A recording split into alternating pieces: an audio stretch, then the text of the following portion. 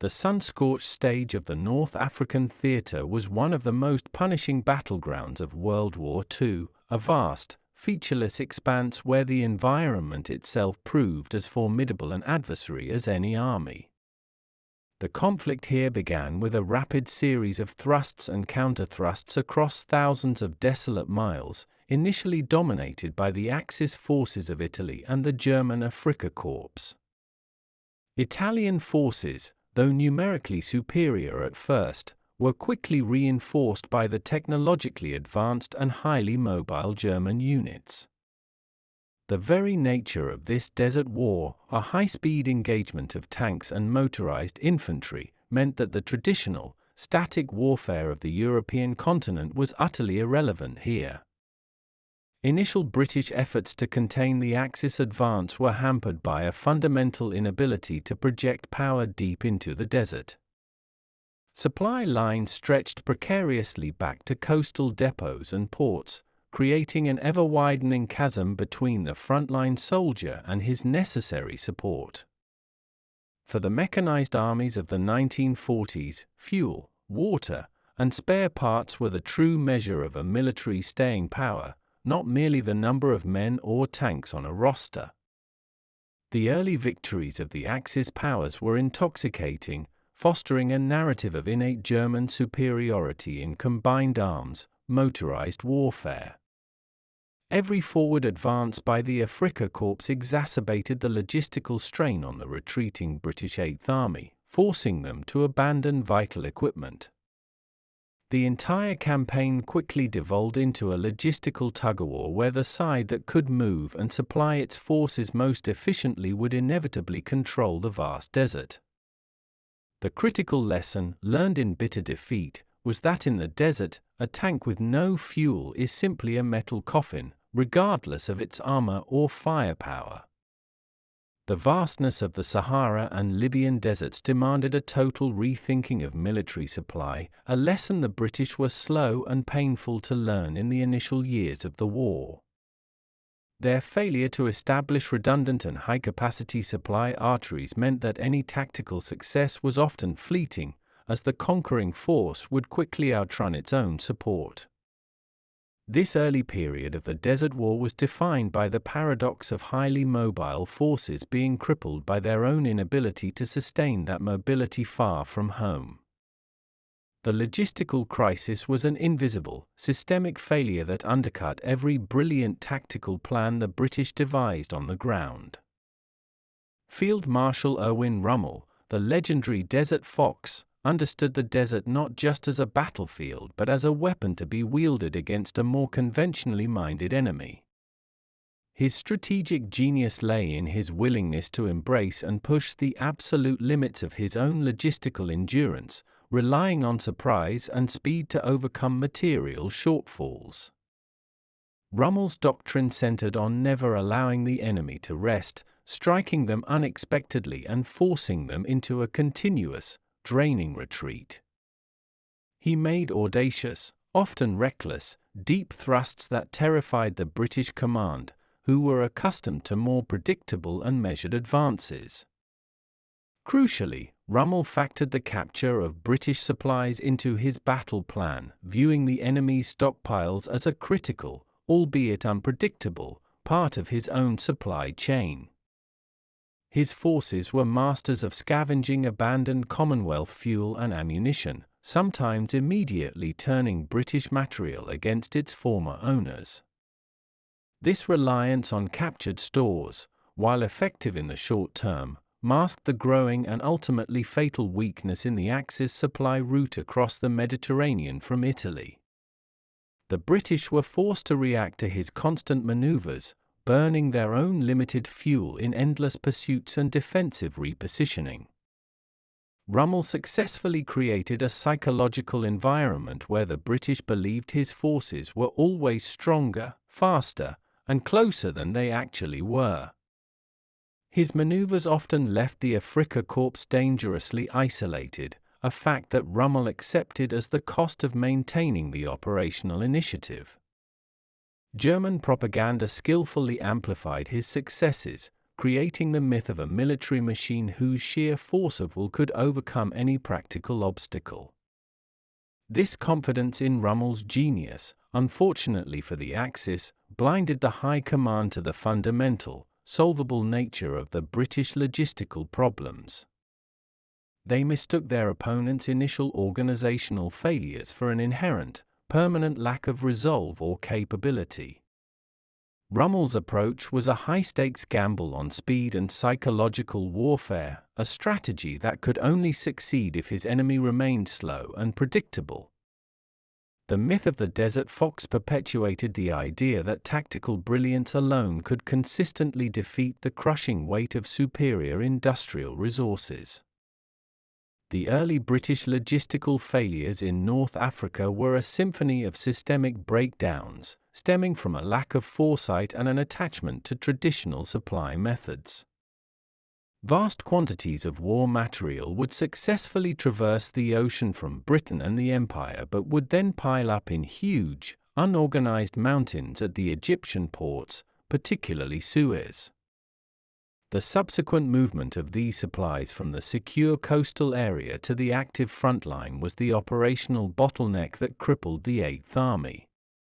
British transport was initially characterized by a severe shortage of heavy-duty, cross-country trucks capable of traversing the harsh, fuel-sapping desert terrain. The few trucks they did possess were often poorly maintained, suffering frequent breakdowns under the relentless stress of the long, sandy hauls. Furthermore, the existing desert roads and rail lines were insufficient in both capacity and extent, unable to cope with the sheer volume of material needed for a modern, mechanized army. This deficit meant that frontline units were chronically undersupplied in the three critical areas: fuel for their tanks, water for their men, and shells for their guns. Generals were forced to plan offensives with impossibly tight rationing in mind, compromising their objectives before the battle even began. The systemic failure lay in the disconnection between Britain's immense industrial capacity back home and the soldiers' hands on the front line. There was a cultural resistance to viewing logistics as an equally vital, forward-moving component of the fighting force, rather than merely a slow, rear-echelon support service. This structural inefficiency meant that the British were effectively fighting with one hand tied behind their back, constantly facing a crisis of availability rather than capability. The cost of this neglect was measured in lost battles, abandoned equipment, and the disheartening retreat of the Eighth Army across the desert in the summer of 1942. The troops knew that while they could fight, they could not pursue, a crippling disadvantage against Rommel's fast-moving Afrika Korps.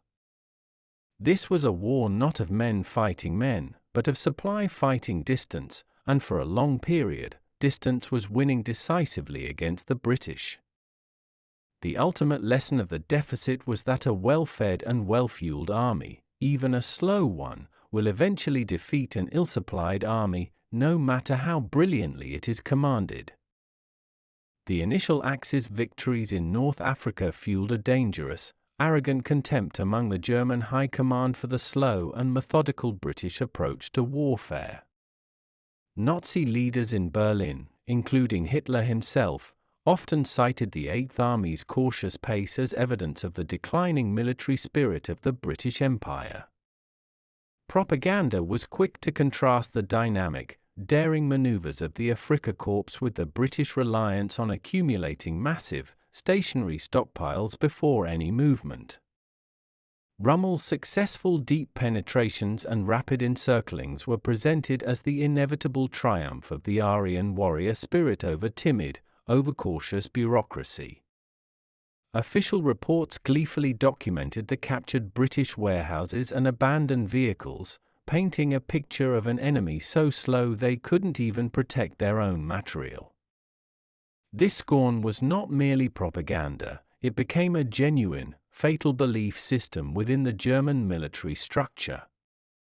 They underestimated the British ability to adapt and, more importantly, to marshal the overwhelming industrial resources of the entire Commonwealth and the United States. The Germans failed to recognize that the initial British caution was a systemic logistical failure, not a permanent lack of courage or will. They convinced themselves that a massive, static logistical base was inherently inferior to the quick, light-footed approach of the Afrika Korps. This overconfidence led to a corresponding complacency in their own long-term logistical planning, a decision that would prove catastrophic later in the campaign. The mockery centered on the perception that the British were too rich and too reliant on material, lacking the improvisational genius that the Germans believed was their own birthright. The Axis leadership was so focused on the spectacle of Rommel's tactical genius that they ignored the quiet, unglamorous work being done to solve the underlying problem. They believed the vastness of the desert would forever protect them from a sustained, large-scale offensive, making their mockery a shield against the coming reality. Their disdain for the logistics-heavy approach was a classic military blunder, mistaking an enemy's temporary weakness for an immutable characteristic. The loud laughter of the Nazi leaders masked a fundamental misunderstanding of the industrial nature of total war, where mass production ultimately trumps individual brilliance. The prolonged and contested status of Tobruk, a crucial deep-water port on the Libyan coast, stands as a brutal monument to the logistical cost of the early Desert War. Its defense and subsequent loss exemplified the impossible strain placed upon the perpetually stretched British supply lines. For months, the Allied forces committed immense resources to supplying the besieged garrison, a hazardous operation reliant on long, exposed sea routes constantly menaced by Axis air power. The effort required diverting men, ships, and valuable stores away from the main fighting forces, directly crippling the capacity for an effective counter-offensive. When the port finally fell to Rommel in June 1942, the loss was catastrophic, not just in terms of men but in the sheer volume of captured supplies that immediately fueled the Axis advance. Vast British stockpiles of food, fuel, and, most critically, thousands of vehicles, instantly reversed Rommel's own logistical shortfall, enabling his drive deep into Egypt. The fall of Tobruk demonstrated that every time a major logistical hub was captured, the enemy not only won territory but also significantly bolstered their own operational capability. This constant bleeding of material ensured the Eighth Army could never truly stabilize its position or amass the necessary reserves for a decisive victory. The psychological impact on the British troops was profound, as every loss felt like a systemic betrayal by the system designed to support them. The repeated sieges and eventual loss highlighted the British failure to adequately protect their lines of communication and their vital forward depots. It was a stark, tangible lesson in the principle that vulnerable supply points are magnets for enemy attack and, if lost, can become weapons for the other side. The immense drain of resources at Tobruk forced the British military planners to conclude that a new, unassailable logistical method was mandatory for any future success. They realized that fighting an offensive war required a forward supply base that could not be easily surrounded or captured, unlike the static port defenses. The tragedy of Tobruk was a turning point, forcing the new command to embrace an entirely different philosophy of war based on overwhelming material security. The desert consumed their supplies, and the fall of the port symbolized the low point of the entire logistical struggle for the British forces. The arrival of General Bernard Law Montgomery in August 1942 marked the beginning of a relentless, systematic overhaul of the entire Desert War effort. Montgomery immediately grasped that the problem was not one of courage or fighting ability but a structural failure to harness the empire's industrial might. He was a general obsessed with meticulous, almost pedantic, preparation, viewing the battle as merely the final, inevitable conclusion of a perfect logistical plan. Montgomery's core demand was for an absolute, undeniable material superiority over the enemy before a single man was committed to the main assault. He famously halted the immediate, ill-prepared counterattacks that had become the costly habit of his predecessors, refusing to fight until he was completely ready. His immediate actions focused on transforming the disorganized, sprawling logistical services into a professional, high-capacity, and utterly reliable machine.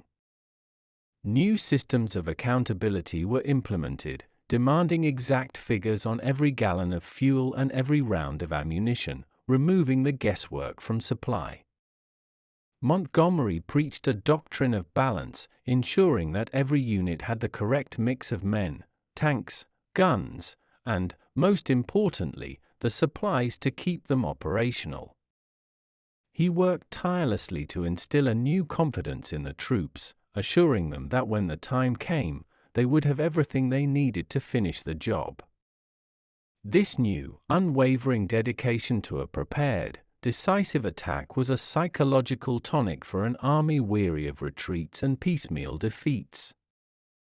Montgomery empowered his logistical officers, giving them the authority and resources to prioritize the massive build-up over all other considerations. He understood that his greatest weapon would not be a clever tactical flank but the crushing, sustained power of a fully supplied artillery line and armored corps. The transition from a reactive, resource-starved army to a massive, disciplined military machine began with Montgomery's unshakable focus on the supply chain. His arrival initiated the silent, unglamorous, but ultimately decisive race to build an irresistible material advantage that Rommel had refused to believe possible. The general's personality and his insistence on methodical preparation became the driving force behind the logistical miracle that was about to unfold at El Alamein. The most critical and Herculean task undertaken by the Commonwealth forces was the construction of the Iron Road, a robust logistical artery stretching into the desert. Thousands of engineers, working with relentless speed and determination, pushed the existing railway lines forward, closer to the planned front line at El Alamein. The railway was essential because trucks simply could not handle the vast tonnage of bulk supplies, particularly the thousands of gallons of fuel and heavy-caliber shells. Simultaneously, a massive effort was underway to construct all-weather, sealed roads, known as running tracks, to ensure the continuous movement of motorized transport. These tracks were often surfaced with metal mesh or packed rock to prevent vehicles from bogging down in the soft desert sand, increasing their speed and efficiency. Crucially, new pipelines were laid beneath the desert floor to pump water and petrol directly to the forwardmost supply depots, bypassing the need for thousands of fuel-carrying trucks. This direct delivery system was a revolutionary step in desert logistics, drastically reducing the strain on the transport core and minimizing opportunities for enemy attack. Every mile of track laid, every section of pipe welded, and every road stabilized was a commitment to the coming offensive that could not be reversed. The engineers were a force multiplier, creating the permanent infrastructure necessary to support an operation of the scale Montgomery envisioned. This entire construction effort was a testament to the industrial might of the Commonwealth, demonstrating a long-term commitment that the Axis could not match. The construction phase was deliberately slow and methodical, adhering to Montgomery's principle of securing the rear before ever engaging the front. This unglamorous labor, performed under the blistering desert sun, represented the true counter-offensive to Rommel's fast-moving tactics. The Iron Road was, in essence, the ultimate proof of Western industrial capacity, silently being built up while the Axis remained focused on the frontline skirmishes. By the time the battle began, the British had constructed a fully functioning, high-capacity logistical ecosystem that could not be easily disrupted. The groundwork laid by the engineers ensured that the artillery would never run silent and the tanks would never stall for lack of a few gallons of petrol. The ultimate goal of the logistical revolution was the creation of a material stockpile so overwhelming it would guarantee the outcome of the impending battle. Montgomery's command issued unprecedented demands for every type of ordnance and vehicle, funneling material from every corner of the globe into Egypt. The forward supply depots swelled into vast, organized cities of war material, meticulously categorized and ready for immediate deployment. A staggering amount of ammunition was amassed, including hundreds of thousands of high-explosive shells, providing an unprecedented capability for sustained artillery fire. Fuel was stockpiled in underground cisterns and camouflage dumps, ensuring the entire armored corps could operate at maximum speed for weeks without resupply fears. The number of tanks and artillery pieces was increased to a 2-to-1 advantage over the Axis, a superiority that erased any possibility of a German tactical surprise.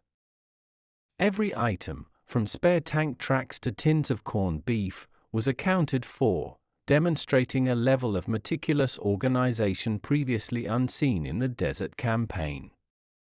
This massive accumulation was the physical manifestation of Montgomery's doctrine, a perfect, unassailable superiority that eliminated the need for complex, risky maneuvers.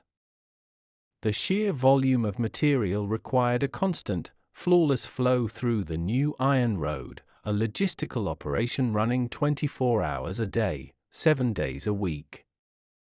This silent, invisible build-up was the true masterstroke of the campaign, a commitment of resources that utterly dwarfed the capabilities of the German-Italian alliance. The stockpiles were so immense that they offered a profound sense of psychological security to the British troops, who now knew they were part of a truly unstoppable force. The German command, focused on the immediate front line, failed to fully appreciate the scale of this colossal concentration of military supplies just a few miles away. This overwhelming advantage in material ensured that the Eighth Army could absorb counterattacks, repair damaged equipment, and still continue its offensive with maximum pressure. The battle would not be won by a single daring charge but by the continuous, crushing weight of the Allied industrial machine, fed by these vast forward depots. The massing of this material force was the moment the tide of the Desert War truly turned, shifting the advantage from Rommel's brilliant maneuver to Montgomery's absolute preparation. To safeguard and conceal the colossal logistical buildup, the British executed Operation Bertram, one of the most successful military deception plans of the war. The primary objective was to mislead the Axis into believing the main attack would occur far to the south, drawing their reserves and attention away from the actual northern assault area. Engineers and artists employed incredible ingenuity, utilizing scrap metal, wood, and canvas to create hundreds of realistic-looking dummy tanks and artillery pieces in the southern sector. These fake vehicles were constantly being supplied by fake truck convoys, complete with artificial tire tracks laid in the sand to simulate heavy traffic. Simultaneously, the real tanks destined for the northern attack were cunningly disguised as harmless supplied trucks using detachable wooden superstructures and camouflage netting. The real petrol and ammunition dumps in the north were masterfully concealed, often covered to look like ordinary, general-purpose supply tents or even simple, empty encampments. The key to the deception was timing. The real tanks would shed their truck disguises and the fake trucks would be silently dismantled only hours before the barrage began. Axis aerial reconnaissance was repeatedly fed the false narrative, consistently photographing a massive, impending attack being assembled in the empty southern desert. The deception worked flawlessly, leading Rommel to commit a large portion of his limited reserves and anti-tank defenses to the wrong sector. The Germans were looking for an imminent threat where there was none, while the actual, overwhelming assault force was being assembled right under their surveillance. Operation Bertram proved that logistics could be disguised as deception, and deception could be used to protect the vital logistical build-up. It was a brilliant marriage of engineering and misdirection, ensuring that the British forces could achieve absolute surprise despite their enormous material concentration. The success of the plan was a testament to the meticulous attention to detail, down to creating fake vehicle shadows that would fool the reconnaissance cameras. By fooling the enemy about the location and the timing of the assault, Bertram ensured that the logistical advantage could be fully exploited without premature countermeasures. The most potent weapon in the British arsenal was not a tank or a gun, but the illusion of an empty field in the northern sector. In the final hours before the El Alamein offensive, the British logistical system completed its stunning mobilization, a moment of profound significance. The supply columns moved into their pre-arranged forward positions with a precision and scale that was breathtaking to behold, a spectacle of organized, immense power. Thousands of transport vehicles, led by robust American-made GMC trucks and British Bedford trucks, stretched across the desert in disciplined, endless lines. Each column was moving a pre-calculated load, ensuring that every fighting unit, from the frontline infantry to the rear echelon tank repair workshops, received its exact requirement. The sheer density of the transport vehicles demonstrated the depth of Montgomery's material commitment, a stark contrast to the scattered and desperate convoys of the past. The movement was a complex ballet of traffic control, with military police and logistical planners working to prevent bottlenecks and ensure perfect delivery timing. This constant, reliable flow of fuel, ammunition, water, and food removed the crippling anxiety that had defined the previous retreats. The soldiers on the front line looked back and saw not a precarious line, but a continuous, unstoppable flow of everything needed to sustain a prolonged, brutal fight. The organized arrival of the supply columns was a psychological hammer blow to the Axis command, who suddenly realized the true, overwhelming scale of the force opposing them.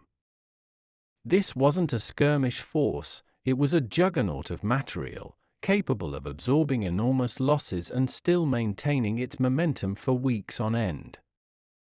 The logistics personnel, often overlooked, were the unsung heroes of this moment, their tireless work providing the final, crucial link in the chain of command. The supply columns had transformed the empty desert into a forward operating base of unparalleled capacity, a massive spring loaded for immediate release. The sight of the endless stream of trucks was a declaration of industrial warfare, an admission that the British would simply drown the Axis in shells and petrol. The moment the final fuel drums were offloaded and the last shell casings were stacked was the moment the logistical victory over Rommel was irrevocably sealed. The once mocked British supply system had finally taken on the terrifying form of an irresistible, organized metallic tide. The Second Battle of El Alamein commenced with Operation Lightfoot, heralded by one of the most spectacular and sustained artillery barrages of the entire war. Over 1,000 British and Commonwealth artillery guns opened fire simultaneously, unleashing a terrifying, continuous wave of sound and high explosive fury. The coordinated shelling lasted for hours, systematically pulverizing the meticulously prepared German and Italian defenses along the entire northern front. This incredible, sustained concentration of firepower was the direct, visible result of the 2 months of relentless logistical preparation and stockpiling. The gunners were able to fire with an abandon previously unheard of in the desert, knowing that their ammunition resupply was absolutely assured. The sheer volume of shells fired was meant to not only destroy fortifications but also to completely shatter the morale and command structure of the defending Axis forces. In stark contrast, the German artillery, operating under severe fuel and ammunition rationing, could only manage a sporadic, ineffectual reply. The difference in fire rate was not a matter of training or will, but a simple, brutal equation of available tonnage of explosives. The British guns demonstrated that the meticulous organization of their rear echelon supply could be translated directly into crushing, destructive power on the front line. The sustained bombardment was the tactical expression of Montgomery's strategic doctrine: never attack until you can guarantee a material force advantage that removes all doubt of the outcome. Every explosion was a testament to the thousands of engineers who laid the track and the hundreds of drivers who hauled the shells to the forward dumps. The initial artillery fire at El Alamein was a devastating proof of concept for the new British logistical system, announcing that the time for cautious skirmishes was over. The barrage ensured that the subsequent infantry and tank attacks would face a disorganized, demoralized, and physically beaten enemy. This unforgettable sound of relentless, overwhelming fire signaled the end of the psychological dominance Rommel had enjoyed for over a year. The Battle of El Alamein began not with a brilliant tank maneuver, but with the deafening, unanswerable roar of perfectly supplied British artillery. The Axis retreat following the decisive battle at El Alamein quickly devolved into a catastrophic logistical fiasco that sealed their fate in North Africa. The retreating German and Italian motorized units were almost immediately crippled by the critical lack of fuel, a direct consequence of the successful Allied interdiction of Mediterranean supply convoys. Rommel's tanks and trucks, once symbols of unstoppable speed, were abandoned in the desert in ever-increasing numbers, stranded metal hulks for lack of a few gallons of petrol. The British, in contrast, were able to mount a relentless, sustained pursuit, their columns constantly supplied by the newly established, high-capacity logistical chain. The vast difference in operational endurance became brutally clear: the British could keep moving, and the Axis could not. The German High Command's earlier mockery of British slowness was now paid for with the loss of virtually all their heavy equipment. Every abandoned German vehicle was a silent, rusting testament to the fatal flaw in Rommel's strategy, relying on improvisation rather than a secure, massive logistical base. The British pursuit was not particularly fast or flashy, but it was relentless and perfectly supplied, denying the Axis any chance to stabilize a defensive line. The entire retreat became a grinding, one-sided operation where the logistical winner simply ran down the logistical loser.